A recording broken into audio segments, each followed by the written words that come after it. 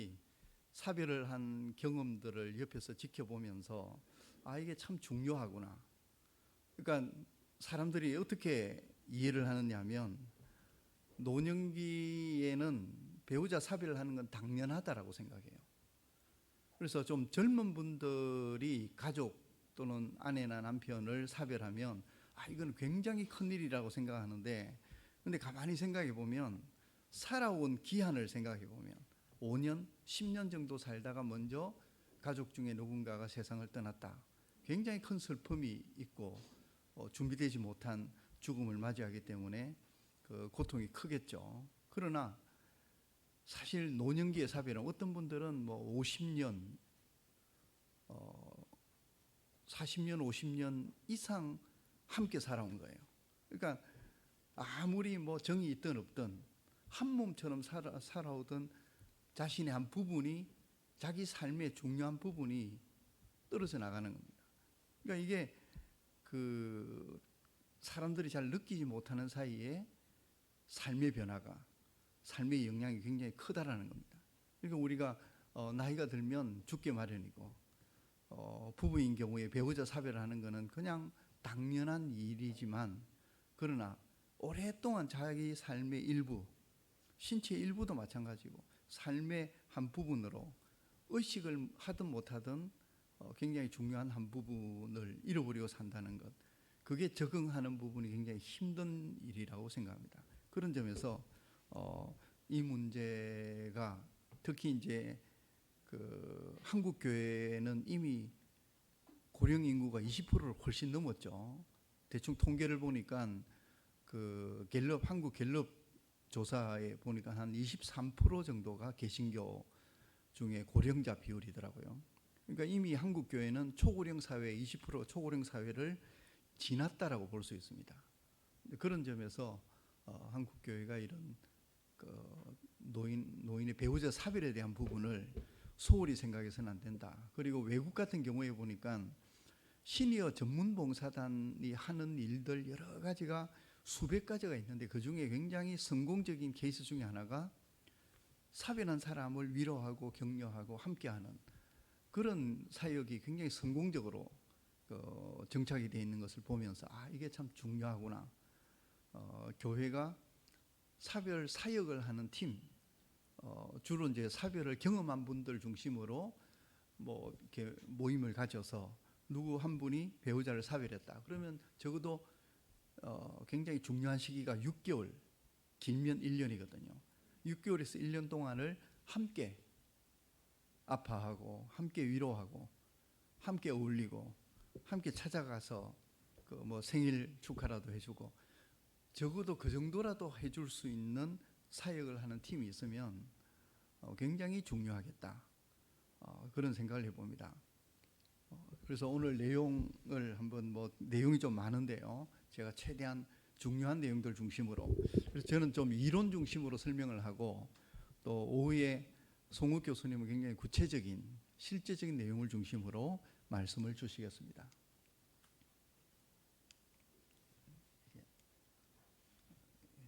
제가 책을 보면서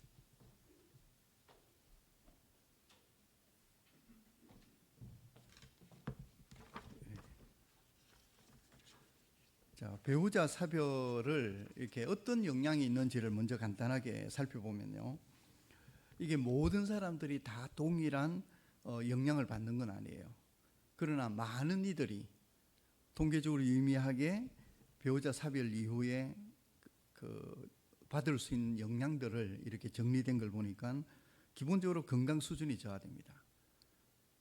그러니까 아내나 남편이 세상을 떠난 후에 3년을 잘 견디지 못하는 경우가 상당수 있고요.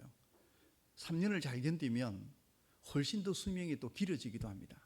그러니까 사별 이후에 어떻게 적응하느냐가 굉장히 중요한데, 기본적으로 건강 수준에 대한 부분들, 면역 체계에도 영향을 미치고요.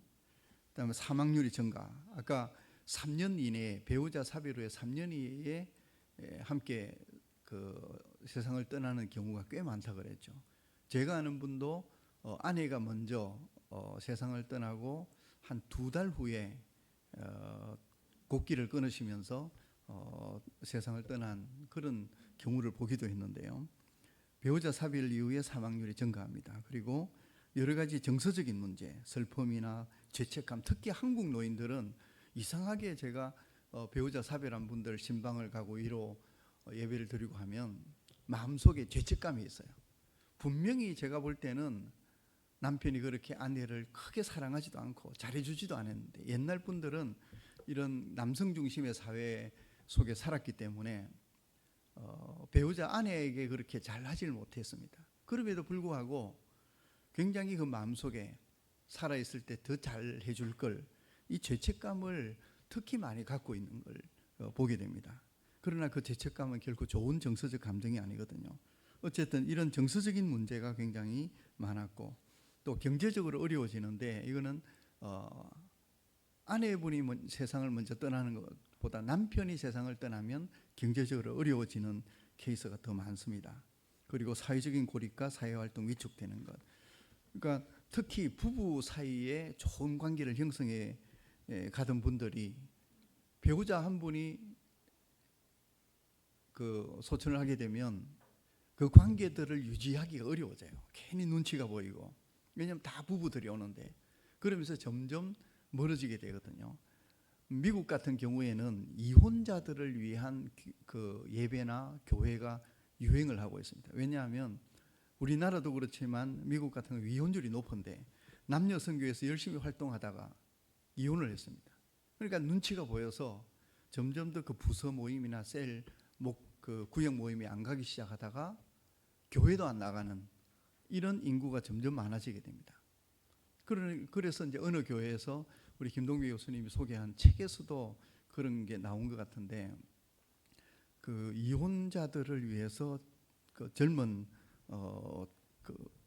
남녀 선교회, 젊은 남선교회죠. 남녀 선교회 회원들을 어느 교회에서 몇 명씩 한 6, 7명 정도씩 모이기 시작하니까 그 교회에서도 모여들고, 또 다른 교회에서도 함께 모여가지고 뭔가 소외감과 거리감을 가지던 그런 이혼 가정, 그 젊은 가정들이 모여서 굉장히 이제 성장하는 이런 경우처럼 노년기에도 사별한 노인들이 이렇게 마음을 둘 수 있고 신앙생활을 마음껏 할 수 있고 사회적 관계를 형성할 수 있는 이런 것들을 형성하는 게 굉장히 중요하다.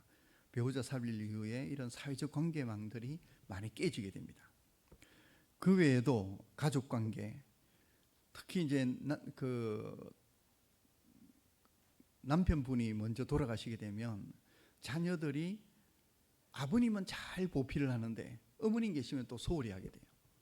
뭐 이런 문제, 두 분이 살아계실 때보다 한 분이 돌아가셨을 때 효도를 잘 못하게 된다든지 이런 경우도 있고요. 그래서 이런 배우자 사별로 인해서 가족관계나 사회적 관계들을 전반적으로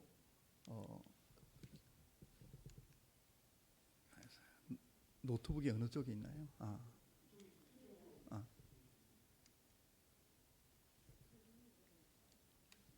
예. 그런 것들을 재조정해야 되고, 대인관계 하는데 어려움이 있고요. 그 외에도 역할 정체성에 혼란이 있습니다. 그러니까 남성 노인들은 이제 가사 일을 본인이 해야 되거든요. 그러니까 미리미리 해놓지 않으면 굉장히 그거에 대해서 어려워하고 힘들어하고 스트레스를 많이 받습니다. 그러니까 노년기에 접어들 때면 집안 살림 사는 거를 특히 남성 노인들은 많이 배우셔야 돼요. 그렇지 않으면 굉장한 생활 스트레스에 휩싸이게 되고, 특히 역할 갈등. 이제는 그전에는 내가 아내로서 남편으로서 역할을 했는데 이후에는 아니 남편 역할 상관이 없거든요.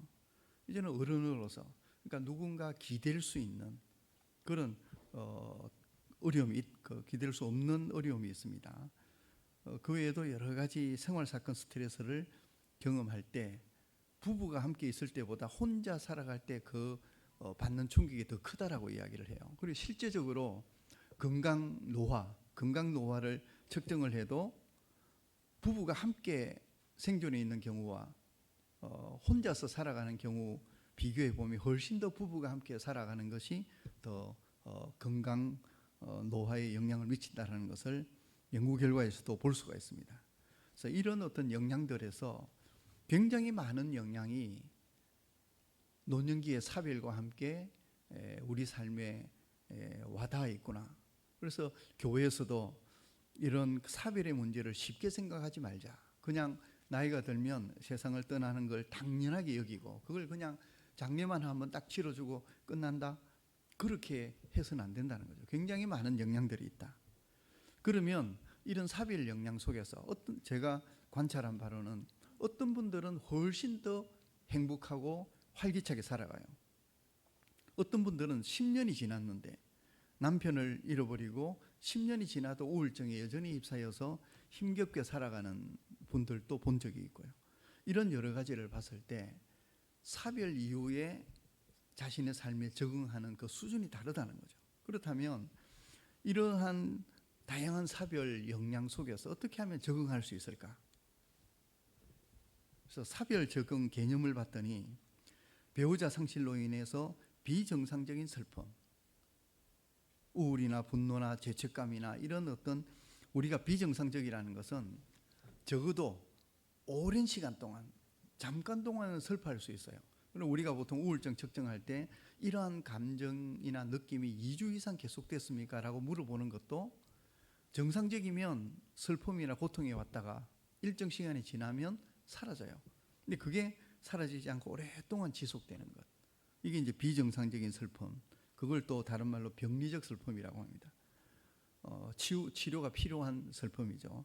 이런 것들을 극복 해결함으로써 신체적이고 정신적인 건강을 회복하는 것. 이 적응 개념은 조금 소극적인 개념이죠. 그래서 조금 더 그 적극적인 개념을 보면 여기가 뭐가 잘려 있네요. 좀 더 적극적인 개념을 보면 배우자를 사별한 노인이 사별에 대한 고통과 슬픔을 보다 적극적으로 수용하고, 첫째는 현실을 수용하는 겁니다. 그 다음에 얼마나 효과적으로 대처하는가. 그렇게 해서 사별 이전보다 이후에 훨씬 더 긍정적인 결과를 갖게 되는 것. 기독교적으로도 우리가 고난을 당하는 것, 이 고난으로 말미암아서 여러 가지 인내를 만들고 인내가 소망을 만들어내는, 고난이 우리를 정금같이 나오게 하는 긍정적인 결과를 가져오게 하는 것처럼 적극적인 개념에서는 사별, 정서적으로 슬픔을 잘 극복하면서도 효과적으로 대처해서 우리의 삶이 더 긍정적인 결과로 이어질 수 있도록 만드는 것이 사별 적응의 적극적인 개념입니다. 그래서 사별에 대해서 조금 더 우리가 긍정적이고 적극적인 관점에서 볼 필요가 있다. 그래서 자, 그다음에 그러면 사별에 잘 적응하기 위해서 사별에 대해서 어떤 것이 영향을 미치느냐, 그 영향 미치는 요인들을 쭉 연구를 해보니까 몇 가지로 구분이 됩니다. 첫째는 사별에 대해서 미리 준비해야 한다는 거죠. 그러니까 우리가 뭔가를 알고 맞이하는 것과 당하는 것과 알지 못한 채 당하는 것이 굉장히 차이가 있습니다. 특히 배우자의 죽음, 이거를 우리가 죽음의 질을 측정할 때 그 측정하는 문항 중에 반드시 들어가는 게 당신 그 배우자의 죽음을 예견했습니까? 미리 예측하고 있었습니까? 예측하고 있었으면 그 슬픔이 덜하다는 겁니다. 근데 전혀 예측하지 못한 상태에서 준비되지 못하고 갑자기 사별을 경험하게 되면 훨씬 더 적응하는 데 어려움이 있습니다. 그래서 우리가 미리미리 우리가 죽음 예비 학교를 운영하는 것처럼 사별에 대해서도 미리 우리가 준비를 하는 것, 그게 필요하다는 거죠. 그래서 그렇게 해서 우리가 배우자를 사별했을 때, 또 사별하기 전에, 또 죽어가는 과정, 또 세상을 떠난 이후에 어떻게 준비하고 어떻게 살아갈지, 그것까지도 우리 생애 계획 속에 포함을 시켜야 한다는 겁니다. 물론 사별을 준비하고 미리 예상을 하고 그에 따라서 대비를 하고 있다고 해서 슬픔이 줄어드는 건 아니지만, 슬픔이 오더라도 그 슬픔이 병리적 슬픔으로 이어져 가지 않고 그것을 극복할 수 있는 그런 그 적응 요소가 되는 것이 우리가 얼마나 사별을 잘 준비하는가. 그래서 교회에서도 사별이나 죽음 이야기하는 걸 굉장히 꺼립니다. 그런데 자꾸 이야기하고 그걸 생각하게 하고 준비하고 예상하는 것. 그렇다고 해서 우리가 건강염려증처럼 너무 지나치게 그게 몰입해서는 안 되겠지만 적어도 그런 것들을 염두에 두고 살아가는 것이 없으면 갑작스럽게 회피만 하다가 어느 순간 맞이할 수밖에 없는 사별 문제를 우리가 준비하는 것이 더 지혜롭다라는 겁니다. 그 다음에 두 번째는 새로운 역할입니다. 슬픔과 고통의 그 사별 기간이 이제 지나가거나 또 그 슬픔이 줄어들게 되면 이제 새로운 삶을 살기 시작합니다. 실제적으로 이제 그런 모습들을 제가 많이 봤습니다. 배우자가 살아 있을 때보다 혼자 되었을 때 훨씬 더 자유롭고 활동적인 삶을 사는 분들이 있더라고요. 그래서 더 살아가는 모습이 활기차고 더 건강하고 더 보기가 좋은 그런 모습들인데 그게 이제 이런 새로운 역할. 그전에는 가정생활하고 가사일을 하는데 얽매여 있었다면 지금 그 노년 세대, 초기 노년 세대는 전혀 그렇지 않지만 옛날 80이 다 되신 분들 같은 경우에는 밥을 챙겨줘야 드시거든요. 그러니까 항상 이제 신방 같은 걸 가면 한 6시쯤 되면 전화가 옵니다. 언제 밥 챙겨주느냐, 언제 집에 들어오느냐. 근데 지금은 이제 그런 시대는 지났죠. 그러니까 이런 어떤 배우자 사별 이후에 가사일에 너무 얽매이지 않고 진짜 나만을 위한 인생을 살아가는 새로운 역할을 찾았느냐 못 찾느냐에 따라서 사별 적응을 할 수 있느냐 없느냐 하는 것이 결정이 됩니다. 특히 이제 남성 노인들 같은 경우에 직장 생활을 오래 하다 보니까 여성 노인들은 지역 사회 관계망들이 잘 구축이 되어 있어서 그 중에 한 40-50%는 직장을 갖지 않은 분도 있지만 직장을 가졌더라도 은퇴 이후에 노년기의 삶이 사회적 관계망을 잘 갖추고 사는데 남성 노인들은 은퇴하면 굉장히 고립됩니다. 한 2-3년 정도는 같은 은퇴 동기들끼리 모여서 식사도 하는데 나중에 그게 재정적으로 부담이 되거든요. 그럼 점점 더 멀어지게 되고 또 몸 좀 아프면 더 이상 만나지 않게 되고 그래서 남성 노인들 같은 경우에 정말 은퇴하면서 바로 새로운 역할을 찾아야 사별 적응에 특히 이제 배우자 사별한 다음에 혼자서 살아갈 때 내가 어떤 역할을 하고 어떤 일을 할 것인가 하는 것을 찾는 것이 매우 중요하다라고 볼 수 있습니다.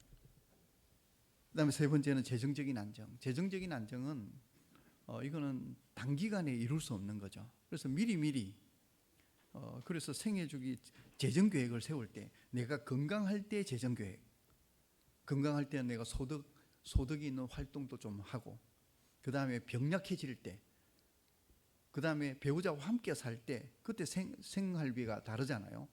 그다음 내 혼자 살 때 생활비가 어떻게 되고 수입이 어떻게 되고 이런 것들을 어느 정도 따져가면서 사별 적응을 잘하는 분들을 보니까 어느 정도 재정적인 안정, 경제적인 안정을 갖춘 분들이 빨리 사별 적응을 해요. 그래서 재정적인 준비도 상당히 이거 중요하다. 그러기 위해서 사별 이후에 내가 경제 생활을 어떻게 잘 설계를 할 것인가 하는 부분도 좀 준비를 하는 것이 필요합니다. 그다음 네 번째는 결혼의 질, 또 부부 관계의 질이라고도 이야기합니다. 제가 이제 사별에 관한 연구를 하면서 많은 연구들을 보니까 사별 이후에 잘 적응을 하는 사람들을 조사를 했더니 생존했을 때 부부간의 관계가 좋은 경우, 부부관계 만족도가 높은 경우에 훨씬 더 적응을 잘하는 걸로 나타났습니다. 우리가 어떻게 보면 두 사람의 관계가 굉장히 좋다, 금술이 좋다라고 하면 그 중에 한 분이 먼저 세상을 떠나고 나면 굉장히 힘들고 더 고통스러울 것 같죠. 물론 그럴 겁니다. 고통스럽고 힘들죠. 그런데 적응도 빠르다는 사실. 그래서 생존에 계실 때 부부가 좋은 관계를 형성하고 결혼 만족도, 부부 관계의 만족도를 높일 수 있도록 서로가 노력해야 나중에 세상을 한 분이 먼저 떠났을 때 슬픔은 더 클 수 있지만 그 슬픔을 빨리 극복하고 그게 어떤 내적 자원으로 함께 살았던 좋은 추억들이 있거든요. 그 좋은 추억들과 좋은 관계를 가지고 자기의 그 사별의 슬픔을 이겨내는 하나의 내적 자원이 될 수 있다는 거죠. 그런 점에서 부부관계의 질, 결혼의 질이 매우 중요하다. 좋은 부부관계를 갖는 것이 사별 적응에도 좋다라는 이야기입니다. 그 다음에 성인 자녀와의 친밀한 관계 갖는 것도, 그러니까 가족이 1차적인 자원인데 배우자가 이제 세상을 떠나고 나면 사실 남아있는 가족 자원, 자녀들이거든요. 그래서 부부가 생존에 있을 때부터 서로 소통하고 자녀의 입장에서 생각하고 너무 고집 부리지 말고 좋은 그런 그 의사소통을 이루어갈 때 지지망이 구축되는, 그래서 실질적으로 자녀들이 잘 살고 도움을 줄 수 있음에도 불구하고 많은 분들이 경제적인 어려움을 당하는 게 그게 부모 자녀 간의 관계가 좋지 못해서입니다. 그 외에도 자녀와의 관계가 좋으면 훨씬 더 심리적인 안정감을 갖고 살 수 있기 때문에 그런 가족 관계를 미리미리 좋은 관계로 의사소통을 잘 해야 됩니다. 그래서 제가 그 특강 다닐 때마다 그런 이야기를 해요. 재산을 모았다가 나중에 자녀들한테 죽은 다음에 배분해 주려고 하지 말고 다 그거를 생존에 있는 동안 쓰라는 거죠. 주택이 있으면 주택연금 들어서, 너무 빨리 들면 또 그렇지만 한 70대 중반쯤이면 괜찮거든요. 그 주택연금에서 현금을 많이 확보한 다음에 그걸 자녀들한테 쓰면 되는 거예요. 손주들 뭐 학교 들어가면 등록금도 대주고 용돈도 주고, 그렇게 베풀면서 살면 자녀들하고 관계가 좋지 않을 수가 없죠. 그래서 살아있는 동안에 최대한, 나중에 재산 남겨주면 분할 가지고 싸우게 되니까 그걸 최대한 살아계시는 동안에 쓰되, 특히 가족관계를 좋은 관계로 가져갈 수 있도록 재정을 쓰면 좋다. 그렇게 우리가 생각할 수 있습니다. 근데 사별 기간, 사별 적응하는 제일 중요한 기간이 6개월입니다. 그리고 좀 더 길게 보면 1년. 그래서 사별 적응을 잘 했느냐 못했느냐 하는 걸 기본적으로 한 8, 90%를 볼 수 있는 건 1년 동안에, 6개월이나 1년 동안에 어떤 삶으로 달라지느냐, 그게 굉장히 중요해요. 그런데 좀 더 길게 보면 한 3년, 4년까지 갑니다. 그래서 연구 장기간, 뭐 10년 이상의 장기간 연구를 보면 적응을 잘 하다가 3년 지난 다음에 4년 차쯤 들어오면 또 정서적인 반응이 오기 시작해요. 이게 뭐 때문인지 모르겠지만 하여튼 3, 4년 지나면 뭔가 또 자기 삶을 돌아보면서 배우자를 사별한 슬픔이 영향을 미치는 그런 경우가 있더라고요. 그래서 한 1년쯤 지나면 이제 잘 살고 있으니까 괜찮다라고 보지 말고 3, 4년 이후에 다시 한 번 더 사별 슬픔에 대한 애도 과정이 올 수 있기 때문에 거기에도 관심을 갖고, 길게는 10년 정도 지났는데도 사별 슬픔이 지속되는 경우도 있긴 합니다. 그러나 많지는 않죠. 그래서 교회에서 주로 관심을 가질 것은 1년 정도 동안에 어떻게 배우자를 사별한 분들을 교회가 잘 섬기고 돌보고, 지금까지는 교회가 대부분 그 장례를 잘 치러주는 거에 집중을 했거든요. 근데 그 이상으로 장례를 잘 치러주는 이상으로 사별 적응을 도울 수 있는 그런 어떤 그 사역이 굉장히 중요합니다. 목회자 중심으로 장례를 잘 치르고 위로 예배를 잘 드려주고 하나님 말씀으로 잘 양육하고, 그런 다음에 평신도 사역으로서 함께 사별을 경험한 분들이 가서 위로해주고 어울리고 함께 모이고 성경 공부하고 어디 좀 나들이도 다니고 뭐 이런 그 삶을 나누는 과정을 통해서 교회가 굉장히 중요한 하나님 나라에 가기 전에 그 사별 적응을 잘하는 사역을 할 수 있지 않을까 생각합니다.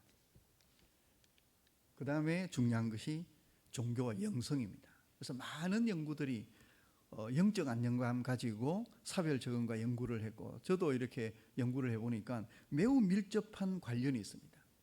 근데 종교도 외적인 종교 생활, 내가 얼마나 열심히 한 주도 안 빠지고 교회 다니느냐, 이것보다는 신앙심, 감사하는 마음, 영성, 내적인 어떤 그 종교성이라는 것이 훨씬 더 사별 적응에 영향을 미칩니다. 그래서 우리가 겉으로는 신앙생활 참 잘한다, 열심히 한 주도 안 빠지고 예배 참석하고 그 교회 생활을 잘 하고 있는데 왜 저렇게 힘들어할까? 근데 조금 더 내적인 신앙 생활이 중요하다는 겁니다. 그래서 이 영성이란 부분은 우리가 그 영성이 잘 형성되어 있으면 레질리언스라고 하죠.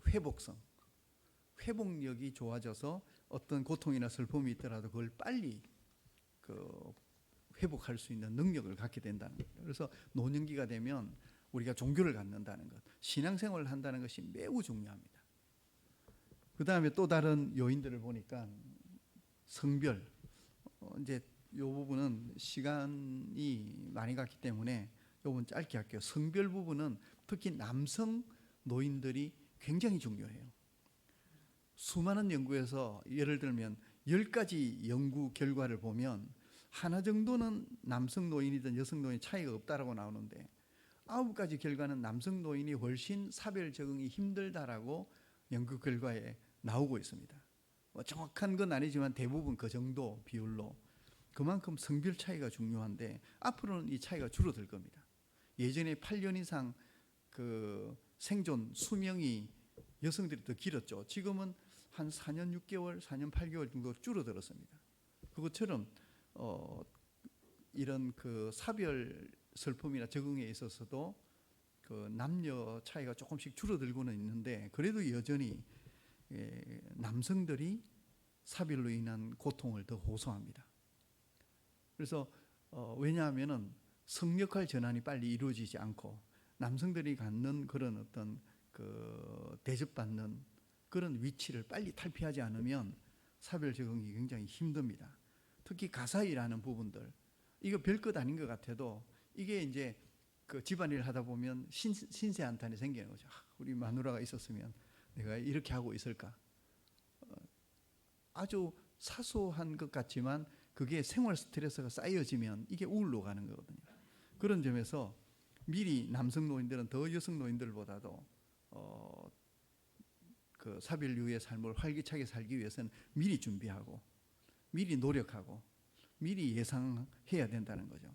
그래서 제가 그 10년 이상 노인사역하면서 배우자 사별 이후에 정말 더 행복하게 이전보다 더 행복하게 사시는 분들이 남성분들은 거의 없었던 것 같아요. 여성 노인들이 대부분 더 해피하게 더 즐겁게 사시는 걸 본 적이 있는데요. 교회에서도 이 남성 노인이 배우자를 사별했을 때 훨씬 더 힘들다라는 것을 생각을 하시고 더 관심을 가져주시기를 바랍니다. 그래서 남성 노인들은 여기 보면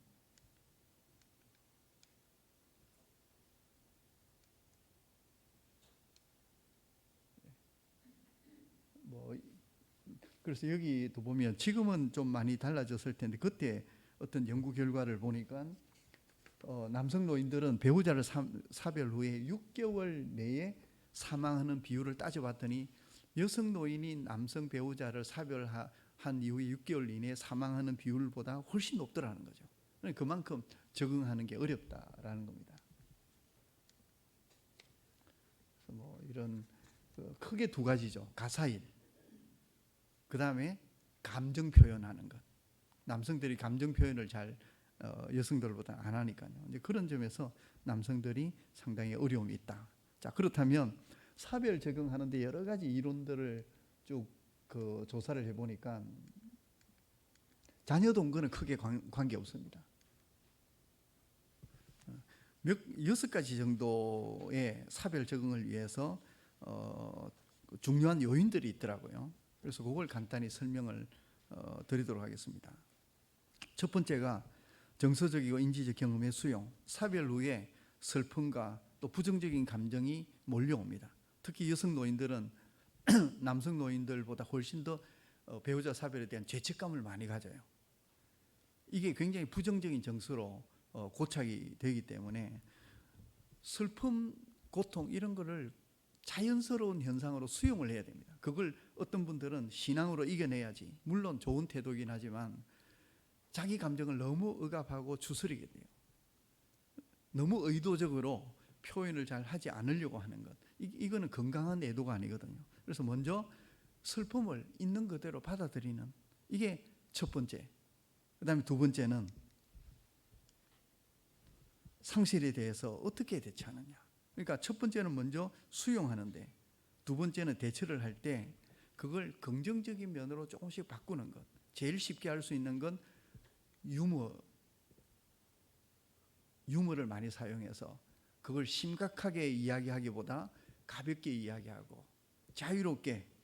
어떤 분들은 사별을 한 다음에 뭐 아예 언급조차 안 하거든요. 배우자에 대해서. 그걸 하면 괜히 생각난다 그러고 뭐 그리 하는데, 오히려 그걸 유머스럽게 표현하면서 자연스럽게 그걸 이렇게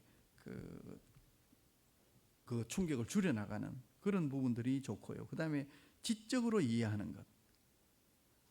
이해하는 게 중요합니다. 왜냐하면은 설명이 되어져야, 이 죽음이 설명이 되어져야 되는데, 아, 이래서 이렇구나라는 걸 어느 정도 자기 나는, 그게 사실이든 아니든 어느 정도 정리된 배우자 죽음에 대해서 정리된 그런 어떤 지적인 마음의 정리가 있게 되면 훨씬 더 적응하기가 수월해지고요. 그 다음에 대처 방법 중에 가장 좋은 건 긍정적인 해석입니다. 그러니까 부정적인 측면 보지 말고 배우자 사별로 인해서 내 삶이 어떤 부분들이 더 긍정적으로 달라지고 변화될 것인지를 찾아내는 것. 그리고 적극적으로 그 비워진 부분, 상실에 대한 부분을 뭘로 채워나갈 것인가 하는 것들이 상실에 대한 대처에 관련되는 요인들입니다. 그 다음에 세 번째는 사별 배우자와의 관계를 지속하는 것. 근데 지속한다 그러는 게 이미 세상을 떠나 없는데 어떻게 관계를 지속할까? 여기에서 핵심은 새로운 관계로. 제가 그 장례식장 가서 그 위로 예배를 드리고 할 때도 이제 그런 이야기를 종종 합니다. 이분이 세상은 떠났지만 이미 가족들의 삶 속에, 기억 속에 존재해 있다는 거죠. 자녀들 살아온 삶 중에 부모가 그 삶 속에 얼마나 큰 부분을 차지하는지 아느냐. 이미 내가 살아있다는 것은 내 삶 속에 이미 상당 부분은 내 부모가 살아온 그 삶이 담겨져 있기 때문에 지금 내가 나를 이루고 있는 거거든요. 배우자도 마찬가지입니다. 이미 배우자 사이에는 한 분이 안 계시더라도 그 삶 속에 수많은 영향과 삶의 파편들은 이미 그 삶 속에 남겨져 있기 때문에 내 속에, 내 안에 남편이, 아내가 살아있다. 그런 생각으로 사는 거죠. 아, 남편, 아내가 세상을 떠났다. 떠나긴 현실적으로 떠났지만 새로운 관계를 형성해서 그걸 지속하는데 감사하는 부분. 우리가 그 회상요법 할 때 자서전서기 같은 걸 하잖아요. 그거는 살아왔던 삶을 새로운 관점에서, 긍정적인 관점에서 해석하고 이해하고 그걸 다르게 받아들이는 것. 그게 굉장히 중요하거든요.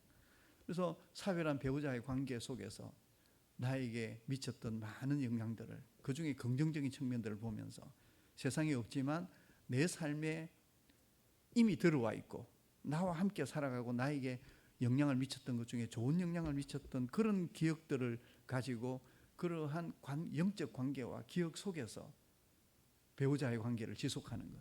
그렇게 가야 되는데 병리적인 관계를 지속하는 경우는 10년, 20년 지나도 그 영정사진 갖다 놓고 매일 그걸 닦으면서 눈물 짓는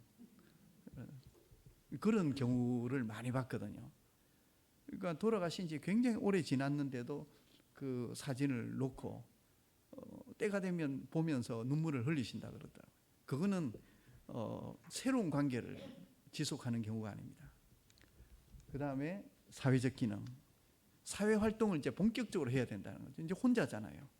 혼자면 부부 간에 보내는 시간들이 이제는 줄어들고 없어지는 거니까 이제 다른 가족들 또는 사회생활, 사회적 관계를 더 적극적으로 함으로써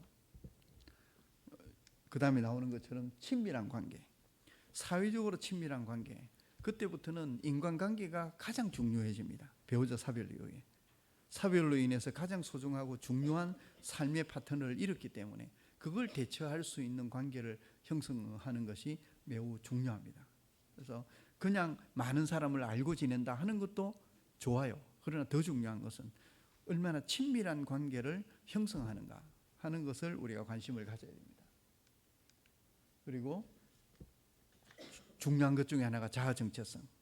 부부로 살아갈 때 나를 규정하던 것, 이제는 혼자 살아갈 때 나를 규정하는 그 정체성에 대한 규정이 이제는 달라야 한다는 거죠. 그 정체성을 규정할 때 혼자로 사는 삶의 긍정적인 자아 정체성을 갖는 것. 그래서 교회가 할 일이 많아요. 교회가 먼저 죽음 준비 교육을 시키는 것과 마찬가지로 사별 준비 교육을 시킬 때 어떤 역량들이 있고 어떤 중요한 요인들이 있는데, 그걸 준비하기 위해서는 내가 가사 생활도 미리 준비하고, 그 중에서 자아 정체성의 문제, 나는 어떤 존재로 살아갈 것인가, 혼자서 살아가는 존재로서 나를 어떻게 규정할 건가, 이게 기독교적인 관점에서 잘 자아 정체성을 규정을 해야 사별 이후의 적응에 영향을 미친다는 겁니다. 이런 6가지 차원들을 보고 마지막으로 남은 시간 동안에 사별 노인들을 위한 제안을 제가 몇 가지 정리를 해봤습니다. 자, 그걸 간단하게 살펴보도록 하겠습니다.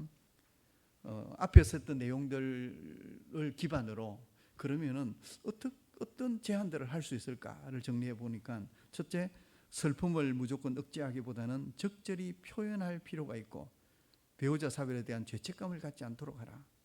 서양 노인들보다는 확실히 아까도 말씀드린 것처럼 동양 노인, 한국 노인들은 죄책감에 대한 부분이 굉장히 커요. 아마 그런 유교적인 사상인 것 같은데, 어떤 나라들보다 사실 한국 여성 노인들이 어떻게 보면 굉장히 힘든 시기를 보냈거든요. 시부모, 또 요즘 난존여비 그랬다가는 두들겨 맞을 시대인데 그런 시대를 살았잖아요. 많은 분들이 제가 어릴 때 기억에 아들과 아버지 밥만 챙겨주고 어머니는 정직간이라 그러죠. 부엌에 가서 따로 식사를 하는 장면들을 많이 본 적이 있거든요. 그런 시대를 살았던 분들 입장에서 사실 남편한테 별로 제가 볼 때는 감사할 게 없는데 굉장히 잘했거든요. 그런데도 죄책감을 갖더라고요. 이게 우리 한국 노인들의 정서구나. 그래서 이런 어떤 죄책감이나 슬픔 이런 것들을 너무 억누르지 말고 표현하고, 그러나 죄책감 같은 부정적인 정서들은 과감히 떨쳐버리라. 두 번째는 능동적인 교우 관계를 가지라. 교회에서 더 적극적으로 사람들을 사귀고, 왜냐하면 배우자를 잃고 나면 위축이 돼요. 사람들을 잘 안 만나게 됩니다. 그러니까 누군가 다가가지 않으면 자기 스스로가 적극적으로 저분 남편 돌아가신 다음에 왜 이렇게 설치고 다니나, 이런 이야기를 들을까 봐. 근데 더 적극적으로 사람들을 만나고 활동하고 찾아가야 됩니다. 능동적이라는 것은 적극적으로 사람들을 만나라는 거죠. 그 다음에 세 번째, 사별에 따른 불안정한 정서 속에서 성급한 결정을 자제하라. 그러니까 요거는 이제 팁인데요.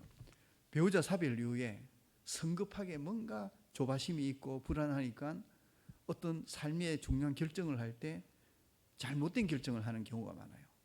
그래서 배우자 사별 이후에는 충분히 시간을 두고 생각하고 그런 다음에 결정을 하라는 거죠. 그래서 이런 배우자 사별 이후에 잘못된 결정하는 경우 때문에 곤혹스러운 그런 어려움을 당하는 경우도 많더라고요. 네 번째는 사별 후에 새로운 생활에 필요한 기술을 습득하라.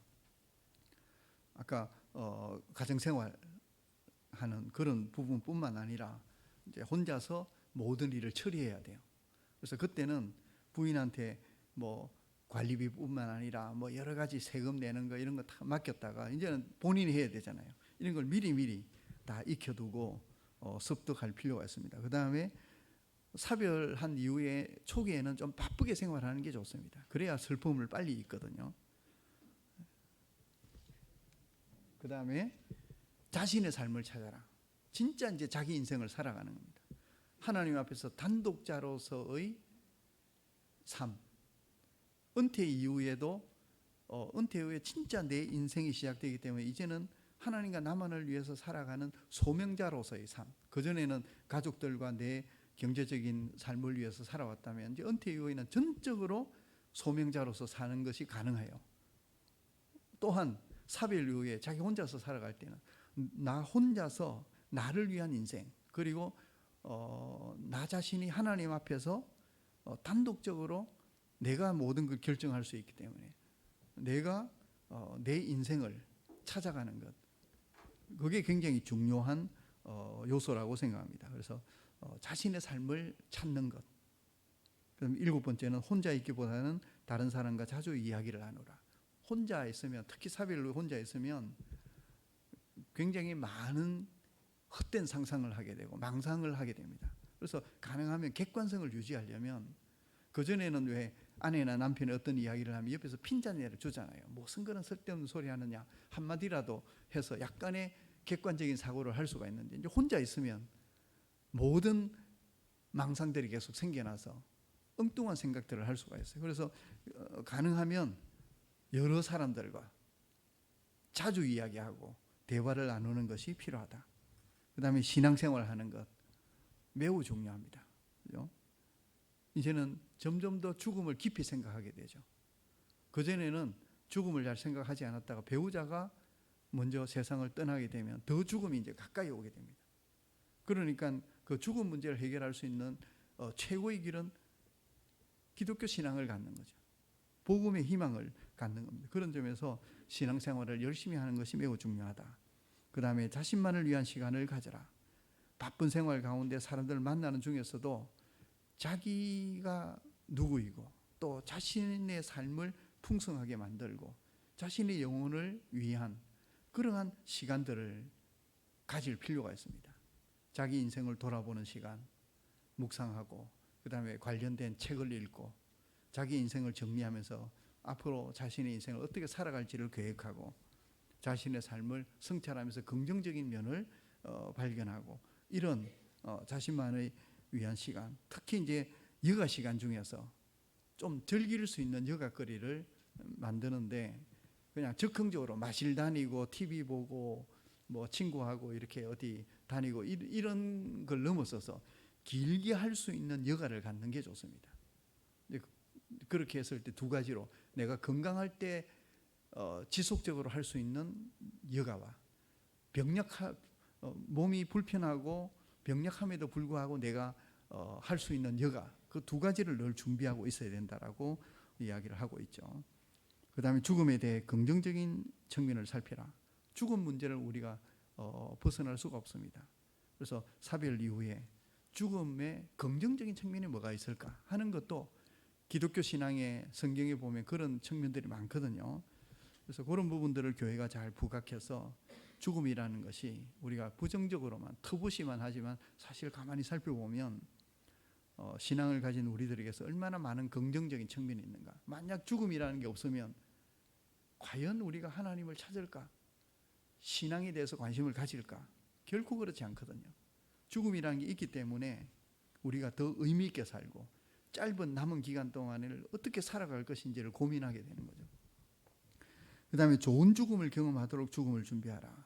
좋은 죽음이라는 건, 이 좋은 죽음이라는 건 뭐 한국인들이 물어봤더니 그 패기치지 않고 편안하게 세상을 떠나는 것, 그리고 많은 가족들이 지켜보는 가운데서 하는 것, 그 다음에 죽음을 미리 예상하고 내가 언제쯤 세상을 떠날 거라는 걸 어느 정도 예상하고 죽는 것, 또 죽어가는 과정 속에 어떤 보살핌과 대우를 받는지,